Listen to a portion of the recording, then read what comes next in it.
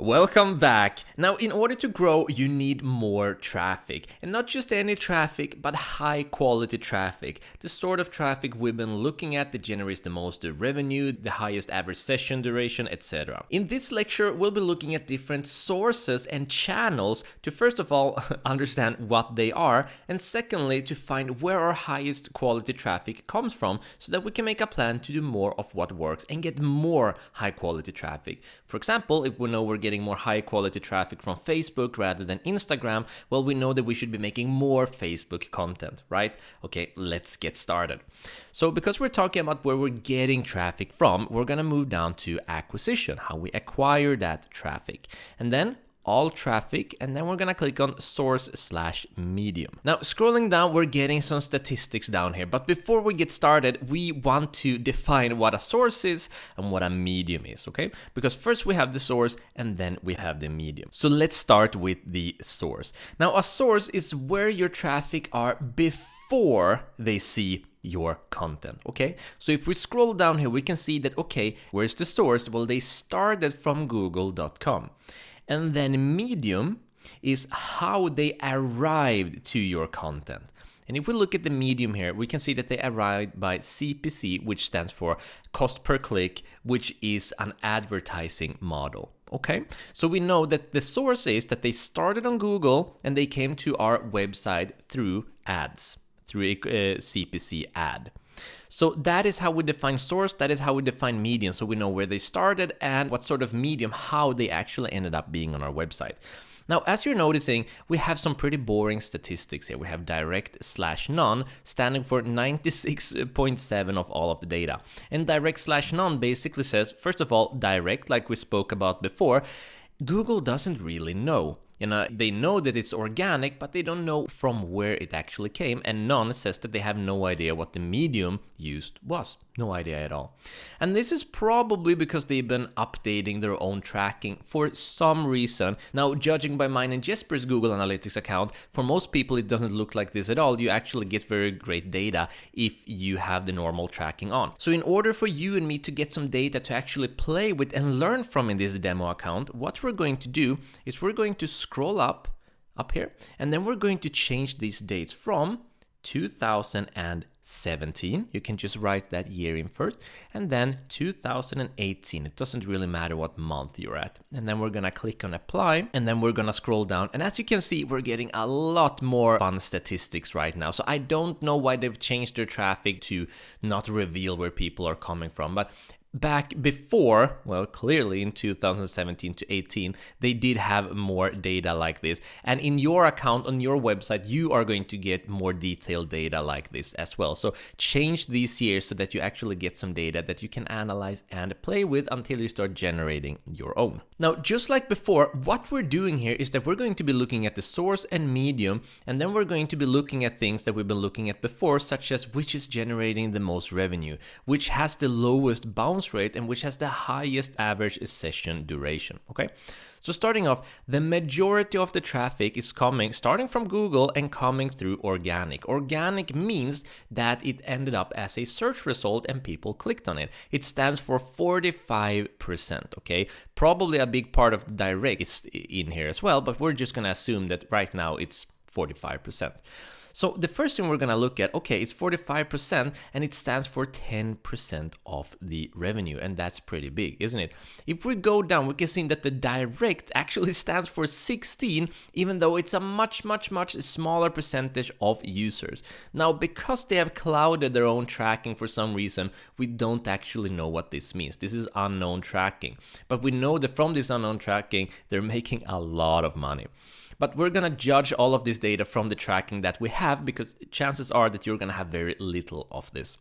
So we know that they're generating 10% of their revenue from Google organic results, which generates in 45% of the users.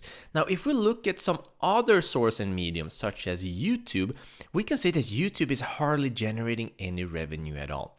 And when we're talking about generating revenue, we're talking about, okay, people who are on YouTube and then who click on a referral link. You know, it can be from a YouTube video, it can be from a YouTube channel profile.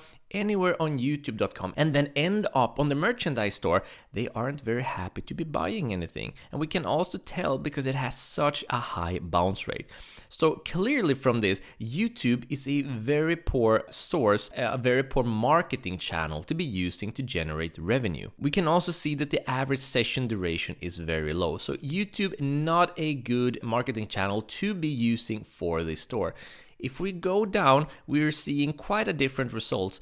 It has less than half of the youtube.com referrals, but if we go to the right, it has a much higher revenue generated. We're talking about $970 from YouTube and $45,187 from Google's ads. Okay, so we know that ads is a much better way to be marketing and selling your products than using organic YouTube referrals. This is all very important data because this is going to decide your marketing plan.